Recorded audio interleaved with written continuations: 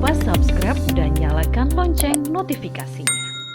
Kapolresta Samarinda Kombes Pol Hendri Umar memimpin pers conference pengungkapan jaringan narkoba antar provinsi dari Kaltim dan Kalimantan Selatan. Kapolresta Samarinda Kombes Pol Hendri Umar menjelaskan pengungkapan kasus ini bermula ketika jajaran narkoba menangkap tersangka Y di guest house Pandanwangi. Hendri menyebut dari tangan pelaku penyidik kemudian menyita sejumlah barang bukti narkoba mulai dari sabu, ekstasi hingga ketamine.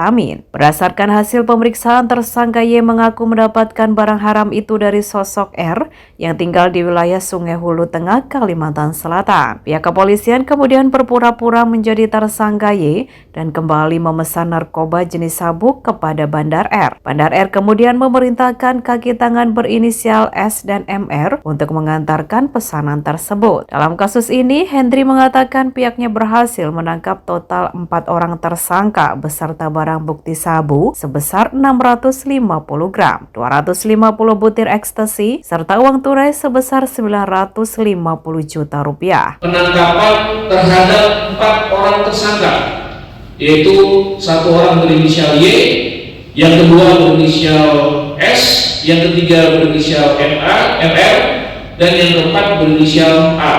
Dan juga kita sudah tetapkan satu orang DPO yang berinisial R atau D.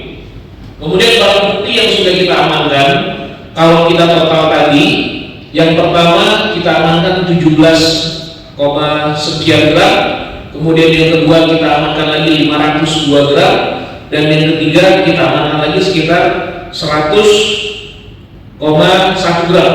Jadi kalau kita total, kita bisa mengamankan sekitar 650 gram untuk barang bukti jenis sabu dalam pengungkapan kasus narkoba ini. Kemudian selain sabu, kita juga sudah melakukan bisa mengamankan barang bukti, yaitu sebanyak kurang lebih 250 butir ekstasi yang didapatkan dari tersangka Y dan juga temuan dari berangkas yang ada di rumah DPO saudara D alias R ini. Barang bukti uang yang sudah kita amankan apabila kita totalkan itu mencapai di perkiraan angka sekitar 950 juta rupiah yang berdasarkan dari rincian dari 750 juta dari rekening BRI, 99 juta dari rekening BCA, kemudian juga temuan dari pelaku A yang mendapatkan ada